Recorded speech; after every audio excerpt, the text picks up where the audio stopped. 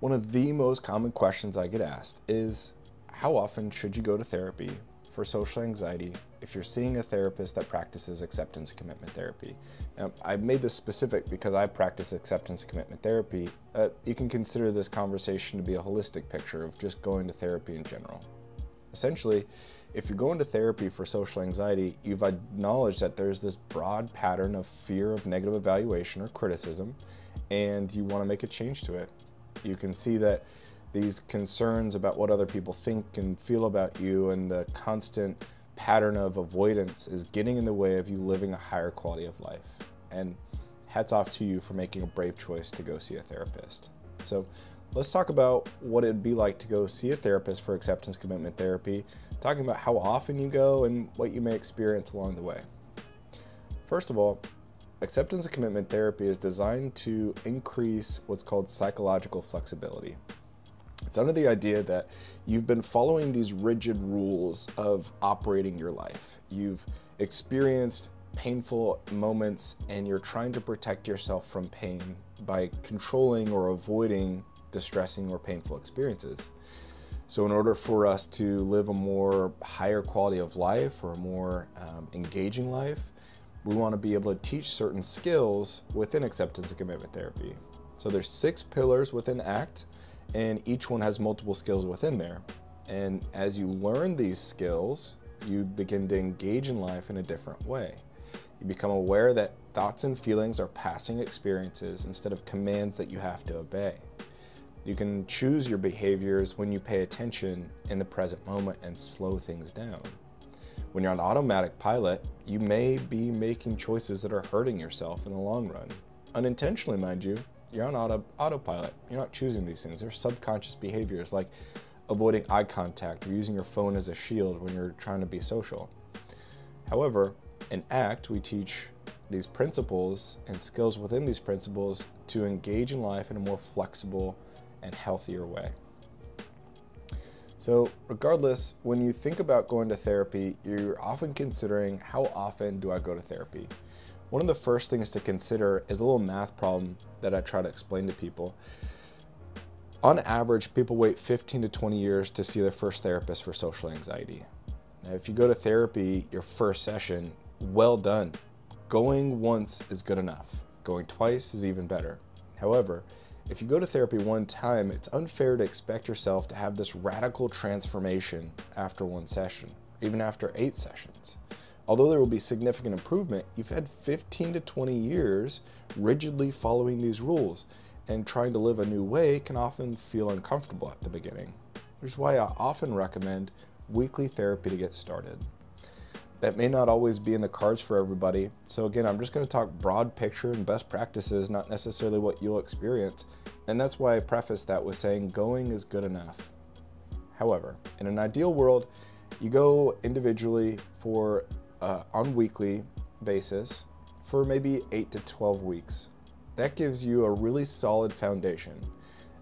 In broad picture again, this means that 2 weeks at a time you're focusing on one pillar and trying to engage in life in a new way.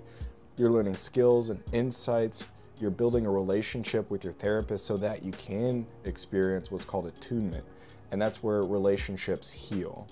You're able to feel seen without being judged. You feel accepted in this environment, and you're allowed to express emotions without change or accountability to change. Whatever you need at that specific stage of change. So, in the first session, we're just building safety here.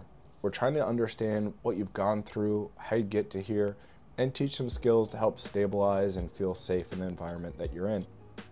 And as you go about it, you're starting to understand what specific themes are driving your social anxiety, whether it's I'm scared of being wrong or judged or kicked out of the group or what have you. As you find some more stability and you start to engage in life in a little bit more psychologically flexible way, we often shift into an every other week pattern. This pattern can be lasting for several months for some people, maybe even years for other people. It's going to be an individual decision. I find that people with social anxiety, we start weekly and then every other week is where we stay for the bulk of our journey together. However, in the every other week period, if there's something that happens that you need to come in sooner than other, speak up to your therapist. It's okay to have needs, and it's okay to speak those needs. But in the every other week phase, you're really harnessing and fine-tuning the skills that you've been learning. It's kind of like when I used to play baseball and I would go to the batting cages, or I would get soft toss or hit off of a machine. I'm working on the skill of hitting so that when I go out to the game, I perform at my best ability. In therapy, you'll talk about these moments that you have, these experiences, both past, present, and anticipatory or future concerns. You'll apply the skills while you're in the office, and then you go out and you practice even more so that when you are at the party or the networking event or at the job interview or about to bravely ask someone on a date, these skills are coming to fruition then. Again, just like hitting in the batting cages translates to game if I have the right form and skill and practice and effort and consistency over time, same thing for these skills. They're no different, except they're not tangible. So in the every other week, we're still practicing these skills, we're improving our flexibility, and we're engaging in life in a meaningful way. This is when we may start to think about fine-tuning the values and engaging in exposure. We don't want to do exposure right away. We can do a lot of imagined exposure, subjective units of distress scale, and anticipating what things may be like to rehearse so that, again, in game time, you put things into play. But in the every other week frequency, that's kind of what it looks like. In the last phase, we tend to meet monthly. So you'll find a pattern where you're like, hey, I'm doing really well here. I've started a business, I've changed careers, I got a romantic partner, I've got a good group of friends, I'm feeling less shameful, I've reined in my inner critic. There's still gonna be life happening, right? And having a meaningful life doesn't mean it's not stressful or scary, but the way that you engage with it will be a more profound experience at this point. So you meet monthly for maybe 6 to 8 months. In that moment, you're just kind of checking in and you're really solidifying a reminder, an internal belief that's a new belief that you are a competent individual. You can do hard things. And while that may sound fluffy or even hard to believe right now, it is real and it is possible. So as you meet monthly, you've gone through some exposure moments, you've developed this belief about yourself as being a competent human being, you've built some connections at that point in time, and you're feeling pretty good. I have kind of a last phase, and that's where people will come back every few months to check in. This doesn't happen as often because I think people tend to get kind of really engulfed in their life and they feel powerful, and good for you, rock on. I do have some people that like to return every few months just to check in and say that here's what's going on. You know, we have yearly annual physicals, and every 6 months or so you go see a dentist typically, if you're following those recommendations. Why not do the same thing? There's going to be challenges that we experience in life. There'll be significant life changes. You'll have deaths of loved ones. You'll have rejection and pain. And in those moments when stress arises, it can bring back unhealthy or unhelpful coping methods from our past. Those connections in our brain are still wired there. They're just not firing as often, but they're still there. And when we find a similar environment as what we used to feel, our brain can go down those same neural paths. You know, it's kind of like if you have ever changed the way that you've eaten food or had a relationship with food. Let's say, for example, you have ice cream every single night. Then the first few nights without ice cream, you may feel like, I don't really want it, I don't really care, or it's really challenging and I really am struggling to avoid eating ice cream. And then as you go about life, it gets easier and easier and easier, and then one day you walking down the frozen food section at the grocery store and you see a tub of ice cream, you're like, that sounds good. You experience the same sense of smell and taste in your imagination, and you buy the ice cream and you go home and you start eating it. Then after a while you start eating it, and then now you don't remember the last time you didn't have ice cream again. The same thing can happen for social anxiety, where initially you've found yourself in recovery.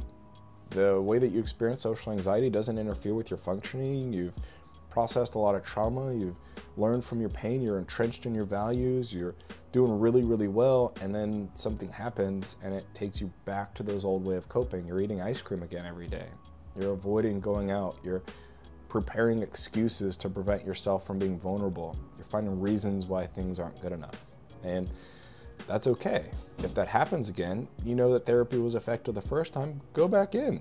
There may be some other memories that have popped up in that time period. I often ask myself and wonder what memories I'm still not addressing, and I've pushed down and pretend like don't exist. They're still there, you're just not accessing them right now. So, to each their own, but know that it's not as strict or rigid. Again, the goal of ACT is to create flexibility. The same thing should be true for our therapy as well. Ideally, we engage in a flexible way. You're not a manual. You're not in a controlled environment that research happens. You're living a life, and there's going to be things that happen.